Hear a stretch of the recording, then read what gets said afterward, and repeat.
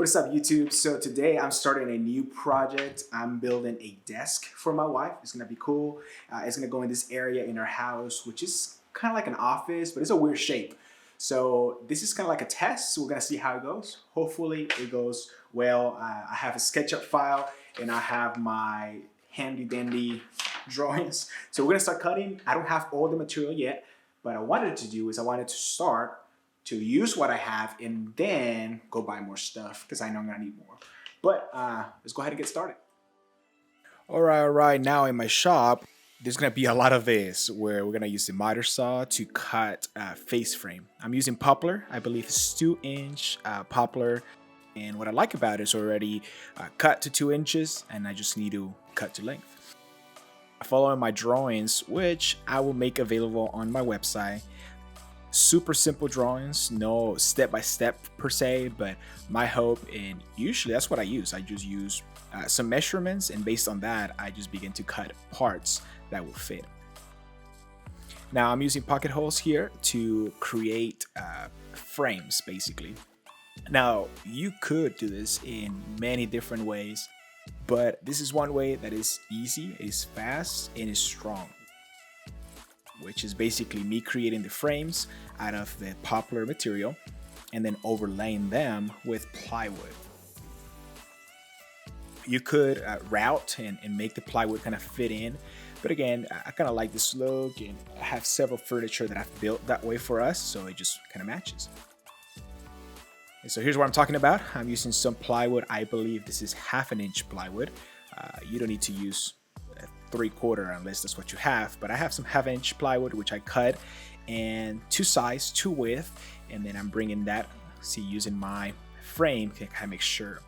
Now I don't know if you can tell here, but you will be able to see this later, is I actually cut the plywood 1/2 inch smaller in width. And the reason I did this is because I'm gonna inset a panel right here. You can see it to the left of the picture. See, that will be the back, and so the back will be able to fit in and the back will be flush, and it just works out. So I'm using wood and brat nails, and once the glue dry, this thing is strong. It's not going anywhere.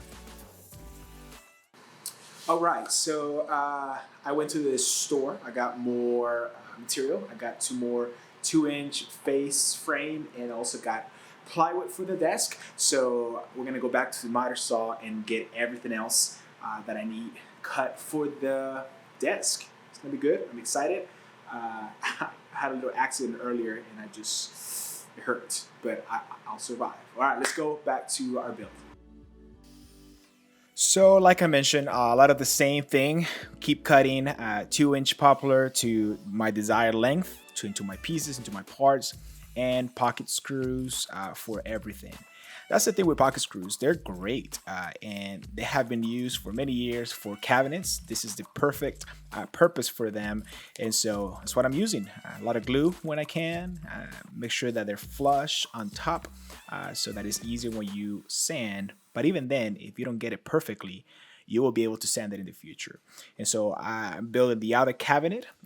If you probably already saw what the desk can look like, but basically it's just 2 single cabinets and a weird shape top. Now under my drawings, I'm not gonna show you the top because you're not gonna have the same space that I do, but really you can make the same desk style with a rectangle top. Now here, I'm insetting the bottom. I recognize that this is not the best way. I have no idea why I did it this way, but it's done and it worked. So yeah.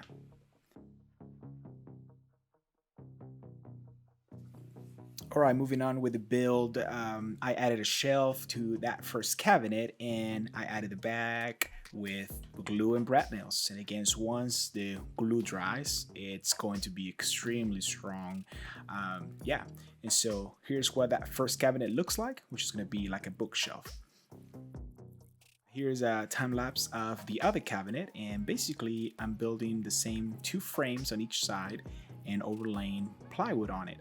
Now here's a close-up of pocket holes again. And one thing that I've learned with pocket holes is to set my chuck on my drill so that I don't overdrive the screws. So with the chuck and the torque, and it works out great. continue to do the same thing over and over, make sure that I get all my pieces, my sides ready. Following my drawings, you see them right there to the side.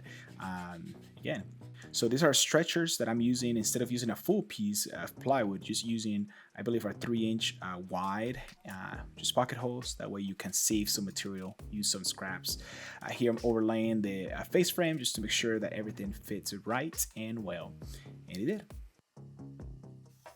Have some pocket holes through the back, so I added glue, and you can see here how I'm attaching the face frame to the cabinet. All right, now it's time to build some drawers, or actually one drawer. And what I do is I usually try to buy drawer pieces, but because this one was just one, I just used 1/2-inch plywood I had on hand. I cut the pieces that I needed and round over every long edge of the pieces. I'm using my table saw to create a 1/4-inch groove. So first I set the depth of the groove, and then once I had it perfectly where I wanted it, I went ahead and I ran every piece one time. I moved the fence just slightly and ran everything again. Now I don't show it here, but I always use a test piece. I had a visitor with me that day, but I went ahead and I started to rabbet, I think it's rabbet, the sides of the drawers, and you can see here it's going to fit.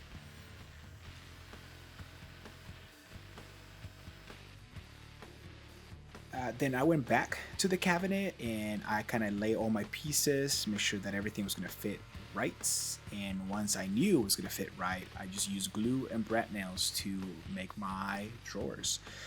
My drawer, singular, there's only one. That's why it's a simple method, and again, I'll keep saying this over and over, but once the glue dries, it really is a very strong bond. Glue is pretty strong, so you can see how things are fitting nicely. I'm using some slides that I had on hand. They're not the best, but free, I guess. Now here I'm using a level to make sure that it is level. Now I actually realized that it's important for the drawer slide to be correct side to side. So I use a shim right there with the clamp. Then I attach the front with a screw, put a level on, make sure that is great level, and I attach the back. And this method ensures that the drawer is going to fit great. Now one small trick is actually I don't set the screws in the back all the way yet. I added the drawer first, and then once the drawer goes in, it actually squares the slides. Then I pull it out and then screw the slides. Now in the same way, I cut the pieces for my door, and with the table saw I created a groove in the center. Here the trick is you cut the groove on one end and then you flip the piece, and so that way it's actually perfectly in the middle. You can see here my test piece. Again, always using a test piece, making sure that my depth, my height, all of that is set up before I actually cut my pieces. Nothing new here, using glue to attach the door together, making sure that the 1/4-inch panel is in the middle, and using some clamps to allow the glue to dry. Again, you want to make sure that everything is perfect as best as you can. You can always sand things smooth, but if you get it right the first time, it's actually easier. I'm using a Craig jig here to drill the holes for the hinges, and I actually use 1/2-inch soft close hinges with an overlay. This Craig jig is actually really good to do this. That way I can know I'm setting the depth to the hole perfectly and actually square to the back of the door. So you can see here how the hinges work, and then I went ahead and attached them with a couple of screws on each side. Pretty easy. Now it's time to attach the door to the cabinet, and because it's such a small door, I was able to just hold it and go ahead and screw it quickly. Usually with bigger doors, you might want to have like a jig or something to set it on, but again, this one being a small door, it wasn't an issue. Here, guess what? I'm using pocket holes again to attach the drawer front. And now this is an interesting way, I guess. I created this, and then I went ahead with the router, created a dado inside so that I can inset plywood. Here it is, and man, making a huge mess. I believe this is a great way to create this flush on the back look, and so it works out. Just gotta clean the mess afterwards. Now I went ahead and started on the top. Again, my top was different because of the space that I'm trying to fit. So I took some measurements and then I went back down and I basically drew it using various tools, my levels, my squares, rulers, just trying to lay it out, and actually made a few changes for what I was thinking initially. But this is important. Again, I wanted to create something that was specific for my space. However, the reality is that you can just create a rectangle, and that would be a lot easier and it will still work. But again, for our space, this just makes sense. The way that I figure out the angle is I use an angle finder, and I literally just pressed it against the wall in our office area. And based on that, I went ahead and I took some measurements to the sides.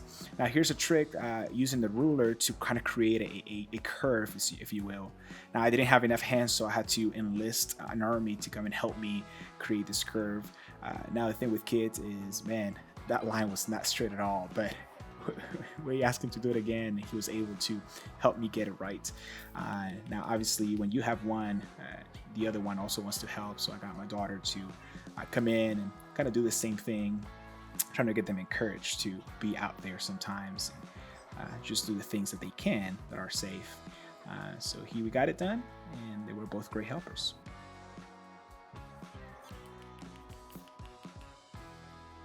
Never forget the high five, of course. I guess also like the turkey walk. You can see it right here.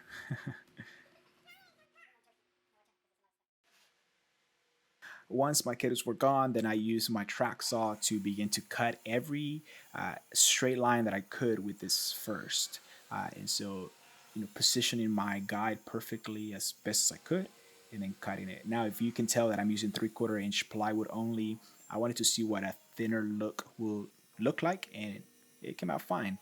Now, then using my jigsaw slowly to cut the curve, and then using my sander to refine that curve. Now here I'm cutting, has some pine laying around, so I cut a very thin piece of wood, actually two of them, for edge banding. And then I actually run into the planer until I could bend them easily. Obviously you don't want something that is so thick that it's going to break, nor so thin that it's too thin. So I can't remember what the thickness was, but I would run it through the planer and then check it to see that I could bend it until I could bend it easily. And then using a lot of clamps, using glue and brat nails, I attach this edge banding. Now I actually cut the edge banding a little bit thicker, and then use my router with a flush trim bit to make it flush.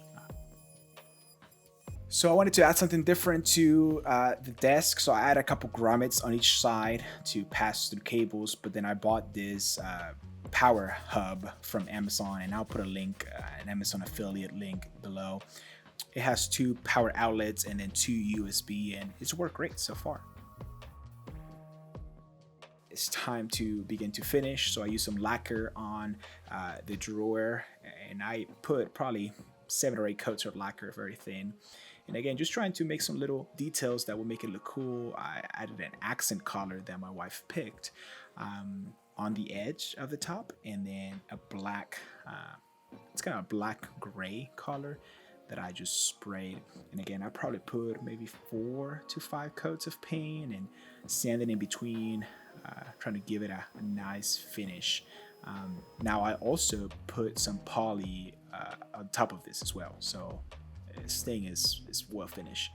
Now this is something that I just cannot figure it out, with the tape and all that. It didn't come out as nice as I wanted to, as sharp on the corner. So if you have any tricks on how to do this, I never seem to get this right.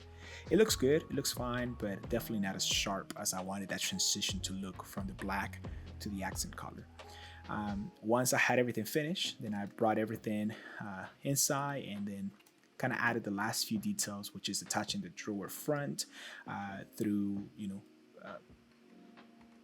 drawer handle, the door handle, getting everything finished and ready to bring upstairs.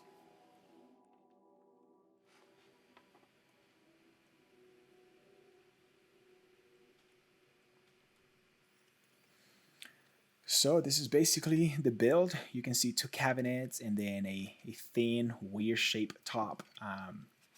But this is it was a nice simple build. It actually took me several months to get this done, but that's a different thing. So here are some before pictures or some before video, and then also some after of what it looks like now.